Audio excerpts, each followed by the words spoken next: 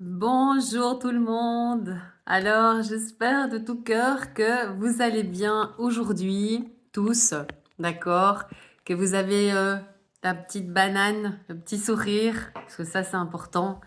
Quoi qu'il arrive, gardez le sourire.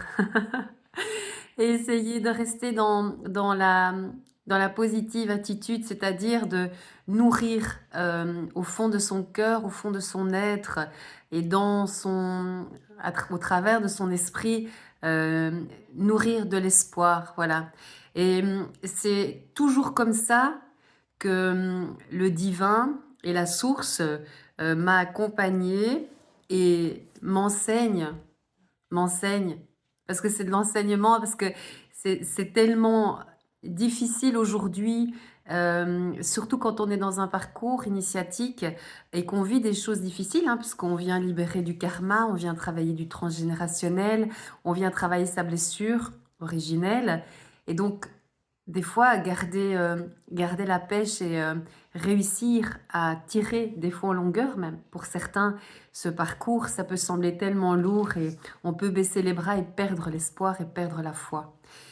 Ben justement, c'est l'espoir et la foi qui nous portent tout au long de ce parcours et qui nous amènent progressivement de plus en plus vers ces étapes qu'il est nécessaire de franchir pour aller se poser dans la matière, dans son environnement, d'accord, dans l'énergie, se poser dans la matière en tant qu'être divin et en tant que flamme jumelle. Et pour ça, c'est vraiment un processus, euh, un processus d'élévation, mais qui est bien sûr euh, toujours très progressif. Bon, on va parler du masculin sacré. Alors j'ai une très bonne nouvelle parce que on me parle du génome.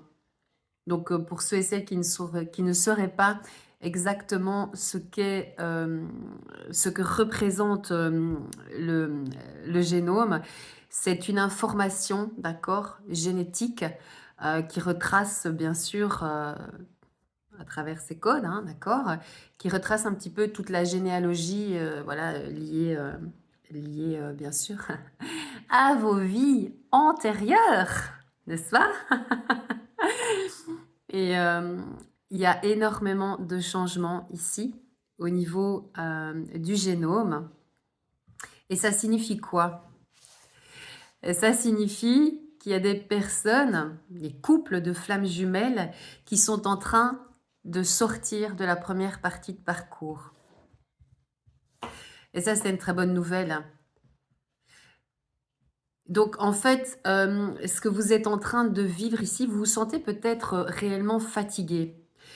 Et parce que quelque part, vous êtes coriace, hein, parce que c'est ce on me dit, c'est pas rien que ce génome soit en pleine transformation, d'accord? Ce code génétique soit en pleine transformation, ça représente réellement déjà une grosse montée vibratoire, d'accord? Parce qu'il y a des caps énormes qui ont été franchis.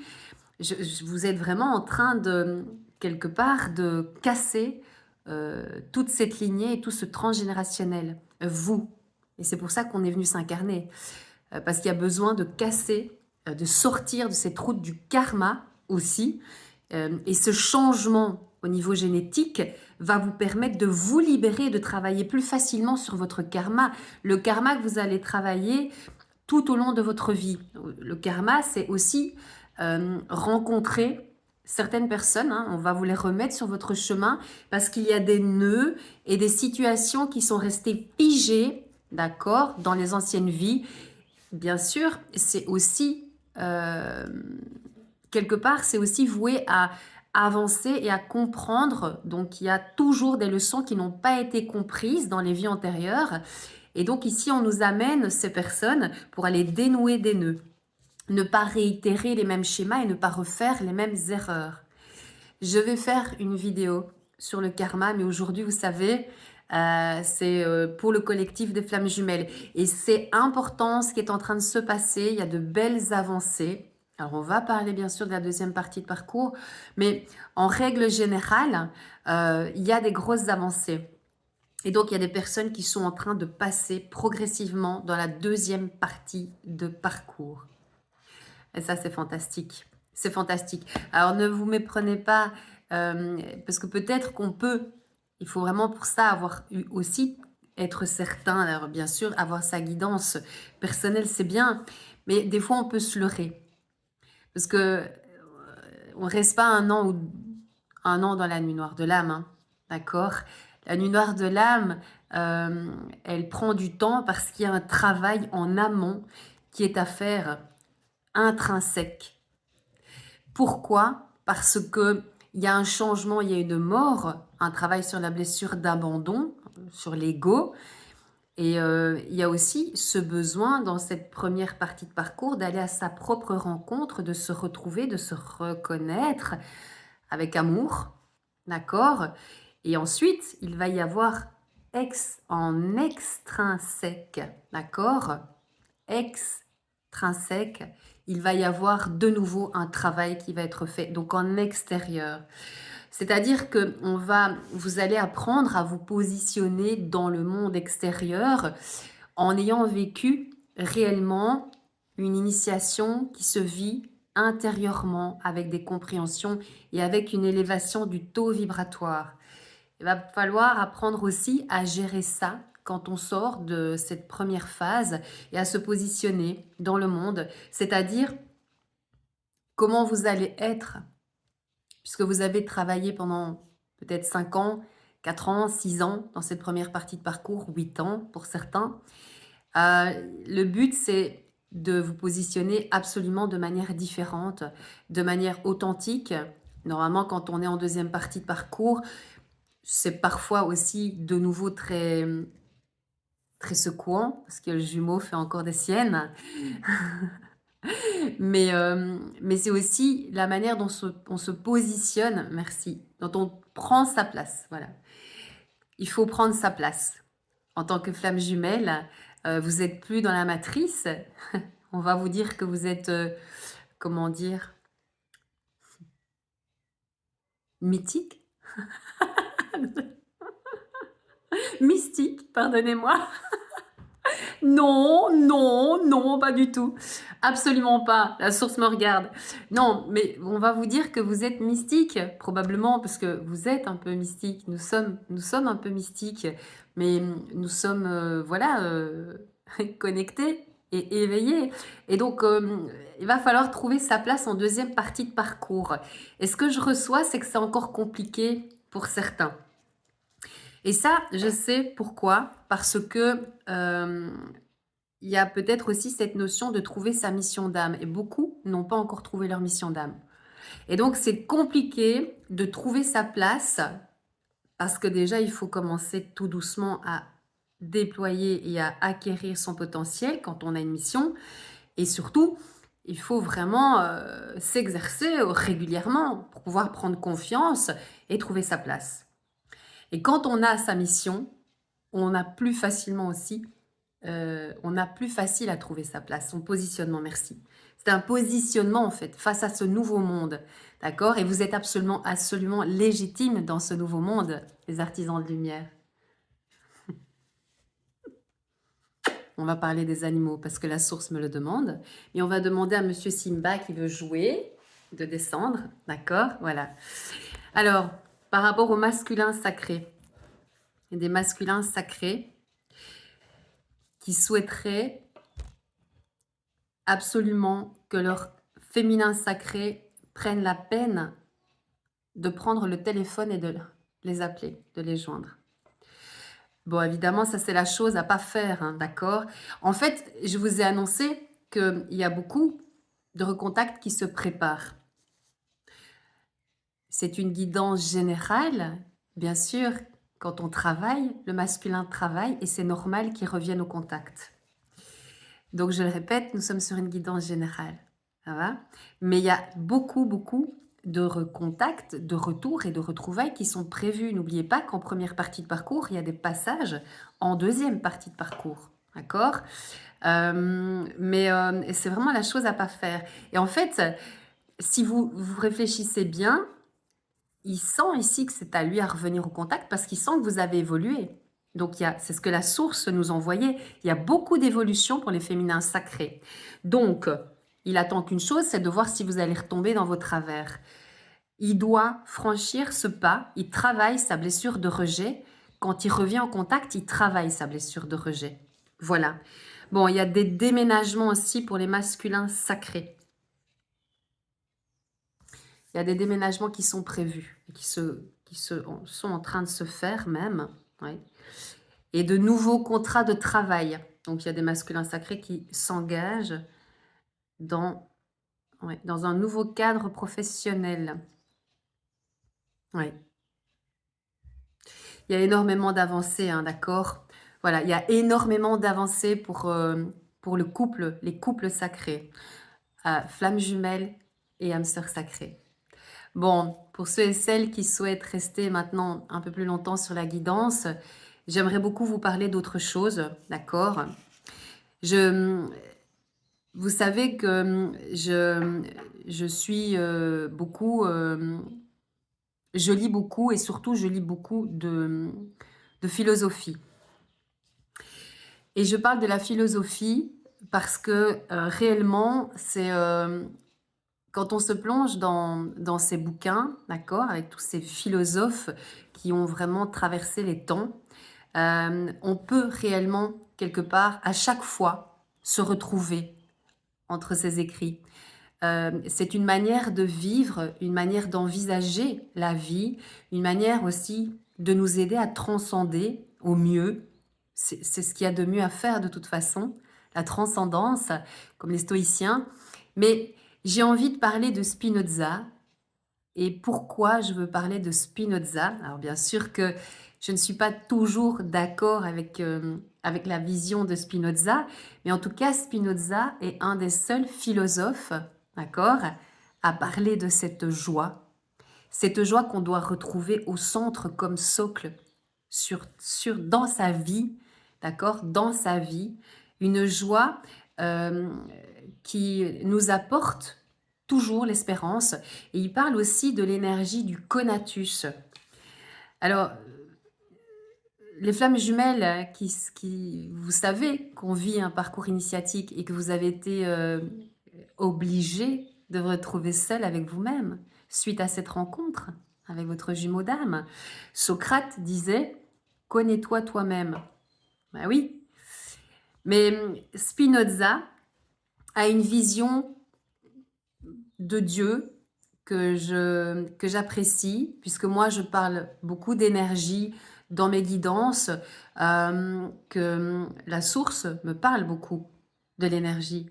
Et je suis progressivement aussi en train de recevoir mon propre protocole de la source, progressivement, parce que le but c'est que je puisse travailler avec son énergie. D'accord, j'ai déjà beaucoup d'énergie, hein, d'accord, voilà. Mais le but, à un moment donné, c'est que j'utilise l'énergie de la source pour pouvoir prodiguer des soins, d'accord, de merveilleux soins. Et donc voilà, progressivement, la source me montre, voilà, un protocole. Mais je parle de l'énergie et Spinoza parle d'un Dieu qui ne serait pas que créateur et extérieur au monde, à son monde, à celui qui l'a créé, mais qui serait bien sûr un tout. Donc, un tout, voilà. Le Dieu qui représente non seulement la nature, le cosmos, voilà, le cosmos, ce qu'on peut vraiment appeler nomiste. Donc, c'est pas le Dieu créateur, punisseur, extérieur à ce qu'il a créé. Non, il est vraiment à l'intérieur de ce monde et il fait partie du tout. Et c'est pour ça que je dis toujours que le collectif des flammes jumelles, nous sommes tous en reliance et nous sommes tous connectés à la source. Voilà. Il met aussi une place importante par rapport, il met le Christ, Yeshua, il le met sur un piédestal parce qu'il estime, il explique aussi que la pensée du Christ est tout simplement la pensée de Dieu. Et donc, Jésus, Yeshua, est venu quelque part par remettre en question tout ce qui a été déjà prodigué, offert, à travers, voilà, Moïse, Abraham, mais il est venu transmettre l'amour universel de Dieu, le non-jugement, la compassion, le non-jugement et la compassion. Voilà. Et donc Spinoza met vraiment le Christ sur, vraiment à l'honneur. Voilà. Donc il y a beaucoup de choses ici que Spinoza n'a pas eu peut-être le temps de faire hein, par rapport aux animaux. Il avait quand même des idées très restreintes par rapport aux animaux et par rapport à la femme. Voilà, mais bon, en tout cas, il est un pionnier de l'évolution et il a compris aussi ce que représentait fatalement le cosmos et l'énergie quantique. Donc je vous invite vraiment, pour ceux et celles qui ne savent pas quoi lire, à vous pencher sur ce philosophe, d'accord, philosophe qui était juif, hein, qui a été excommunié parce qu'il remettait en cause, bien sûr, les, certains principes de la religion. Et donc, il a très très peu écrit, il a dû se protéger. Voilà, je vous invite à le découvrir. Moi, je le découvre beaucoup à travers Frédéric Lenoir. Voilà. Donc, j'avais envie vraiment de partager ça avec vous. Et il y avait d'autres choses aussi. J'ai pris des notes. J'ai pris des notes. Je voudrais qu'on reparle un petit peu de tout ce qui est en train de se passer dans le monde, d'accord, le capitalisme, etc. On sait tous que on a foutu le bordel. On a foutu le bordel et ça a commencé au 19e siècle, hein, d'accord. C'était une grosse période d'accélération, hein, d'accord, agraire. On a commencé à cultiver, etc. Et on a cultivé, on a multiplié, donc les individus se sont aussi... ça s'est développé, hein, on a commencé vraiment à, à devenir beaucoup plus nombreux, et parce que, bah, voilà, il y avait des ressources. Et nous avons... Alors j'ai un de mes chats qui essaie de rentrer.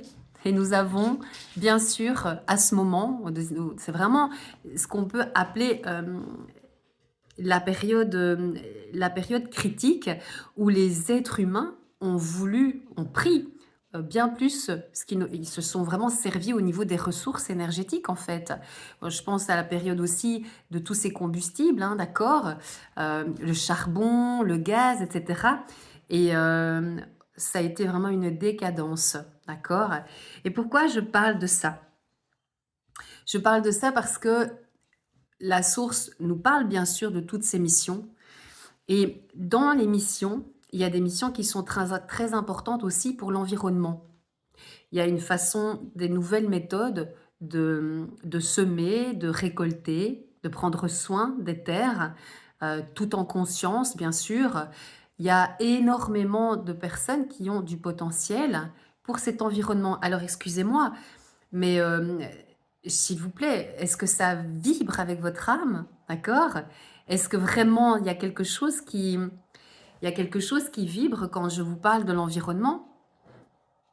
Il y a les animaux aussi. Parce que ça, c'est une période qui a marqué vraiment le coup de l'anthropocède, où l'être humain a pris le dessus sur la biosphère, en fait. C'est pas plus compliqué. Et nous sommes ici à ce basculement et à ce changement. Nous sommes des précurseurs, mais nous ne sommes pas beaucoup. Mais comme nous ne sommes pas beaucoup, c'est important tout ce qu'on va mettre ici en changement intérieur, intrinsèque, pour aller le mettre en extérieur par la suite. Oui, c'est vrai que ça prend du temps, et, mais voilà. J'espère de tout cœur on va pouvoir tous, tout ce collectif, revenir à une nosphère beaucoup plus adéquate, une nosphère beaucoup plus adéquate avec ce qui est en train de se vivre là maintenant et ce basculement. Voilà, je regarde parce qu'il y avait beaucoup de choses à dire. Les animaux, voilà. Les animaux, c'est très important. Il y a des flammes jumelles qui ont une mission aussi avec les animaux, qui peut-être se limitent, n'osent pas, restent bloqués dans un centre. S'il vous plaît, développez-vous. J'ai commencé à travailler avec les animaux il n'y a pas super longtemps, mais j'ai des très beaux résultats. Notamment, encore, pas plus tard qu'hier, une personne qui avait perdu un de ses chats, qui était désespérée et donc j'ai reçu des informations bien sûr, je suis allée canaliser et j'ai pu, recevoir directement l'information qu'il allait être retrouvé et qu'il était en vie. Et ça, c'est pour la petite histoire, mais vous n'imaginez pas, en fait, il n'y a pas que la médiumnité, mais il y a les soins, il y a l'accompagnement, il y a la télépathie, il y a la communication animale, il y a aussi le fait de préserver les animaux, les accueillir, les comportementalistes. Il y a tellement de choses par rapport aux animaux, tellement de choses. L'environnement, les animaux. Donc ça, c'est vraiment ce que je reçois en médiumnité pour l'émission. Et justement, on parlait de la deuxième partie de parcours. Pour les personnes qui seront en deuxième partie de parcours et qui doivent trouver leur place, peut-être qu'il y a quelque chose à développer avec les animaux et avec l'environnement. Voilà. Je voudrais juste vous dire aussi, je le dis pas souvent, je suis sur Instagram, c'est un petit comité, c'est tout à fait différent. C'est des petits messages au quotidien d'accompagnement, de temps en temps j'offre une guidance, voilà. Mais c'est surtout le fait d'avoir des petits messages de soutien au quotidien, voilà. Des messages opportuns et adéquats par rapport à la journée, par rapport à la semaine. Donc, pour ceux et celles qui le souhaitent, je vous invite à venir me rejoindre, nous rejoindre. J'ai fait un tirage au sort, justement, il y a 2 jours. Et donc, il y a eu 2 heureuses élues pour une guidance avec moi. C'est quelque chose, je pense, que je continuerai à faire. Voilà, je suis très heureuse de ce collectif ici qui est avec moi, qui soutient ma chaîne. Je vous remercie de tout cœur pour votre bienveillance. Je suis touchée vraiment parce que je sais qu'il y a des personnes qui souffrent, qui ne sont pas dans une aisance de vie, parce qu'il y a encore, voilà, il y a encore des choses à comprendre peut-être et à dépasser. Et, euh, et malgré tout, elles gardent l'espoir, elles envoient de belles énergies, elles ne se laissent pas happer par le sombre. Et c'est exactement ça qu'on attend d'un collectif, de notre collectif. C'est une synergie de lumière. Je pense à la photosynthèse, si vous connaissez un peu, mais c'est un peu ça, c'est se nourrir c'est se nourrir de la lumière du soleil, donc de la source, d'accord, se nourrir de Gaïa aussi. Et c'est aussi quelque part utiliser, bah, je veux pas, voilà, il y a des termes scientifiques, mais enfin, le dioxyde de carbone, voilà, tout ça, la photosynthèse, je vous invite aussi à vous diriger, d'accord, tout doucement vers l'énergétique. C'est une base essentielle pour les flammes jumelles. Alors, il n'y a pas besoin, s'il vous plaît, je vais aller chercher un livre. Il n'y a pas besoin pour les flammes jumelles d'être spécialement guérisseur, hein, d'accord? Mais voilà, c'est une petite pépite. Origine, une grande histoire du monde du Big Bang à nos jours. David Christian. Alors, il ne parle pas uniquement que du Big Bang, il parle de toutes les grandes périodes qui ont été reliées bien sûr à l'énergie, à l'énergétique, aux différents combustibles, d'accord, le charbon, les fossiles, hein, même, fossiles combustibles, le charbon, etc. Le gaz, voilà, il parle de choses extraordinaires, c'est une pépite, d'accord? J'ai vraiment été enchantée de le lire et franchement c'est pas c'est très accessible hein, comme lecture, d'accord. Alors j'ai envie aussi d'aller chercher ce que je l'avais gardé en image et je pense que euh, c'est dans l'air du temps si vous voulez. Je regarde parce que voilà. Pour clôturer dans ce livre, hein, donc c'est vraiment une formule de clôture quelque part. Et il y a des coups de chance, donc on va remonter. Les voyageurs traversent des périodes où tout semble perdu, des périodes de grande souffrance. Leur quête est interrompue de manière soudaine et inattendue, et il y a aussi des aides, des dieux et des amis. Et il y a des coups de chance aussi, des coups de chance. Ainsi, dans toutes les traditions mythologiques, ces héros individuels peuvent atteindre leur but. Vigilance, détermination et espoir. Espoir. Seuls ceux qui possèdent ces trois vertus atteindront leur objectif. Car le voyageur qui rate des occasions et qui abandonne trop tôt ou qui désespère est malheureusement voué à l'échec. C'est tout ce qu'on n'est pas, d'accord? C'est tout ce qu'on n'est pas. Et on va y arriver parce que de toute façon, c'est notre destinée. Et bien sûr qu'il y a des périodes où on doute. Ça fait partie du processus en fait d'élévation, mais on se relève et on revient chaque fois à la lumière avec de plus hautes fréquences vibratoires et beaucoup plus d'émanations à offrir à ce nouveau monde. Voilà, j'avais envie de terminer là-dessus. Je vous embrasse tous bien fort. Je reviendrai avec cette vidéo, hein, d'accord? Pour le karma, etc. Parce qu'il y a beaucoup de personnes qui se méprennent aussi par rapport à tout ça. Et c'est important pour la source qu'on comprenne ce qui se joue, d'accord, dans ce parcours qui peut durer quelques années, hein, d'accord. Ça c'est voilà, ça dure pas 2 ans, hein. Ça dure pas 2 ans. Voilà. N'hésitez pas à me faire des retours toujours, partager, c'est très important le partage pour la source, pour le collectif lumineux. Bien sûr, si vous avez besoin, je le dis pas assez, si vous avez besoin d'une guidance, d'un accompagnement, vous avez mon adresse Gmail en barre d'infos. Et bien sûr aussi, n'hésitez pas à liker la vidéo. Ça aussi, je le dis pas souvent. J'ai tellement de choses à dire, tellement de choses à vous dire. À liker la vidéo. Et si vous êtes nouveau, bienvenue. N'hésitez pas à vous abonner, ainsi vous pouvez recevoir mes guidances à temps et à heure. Voilà, je vous souhaite de passer une très très belle soirée.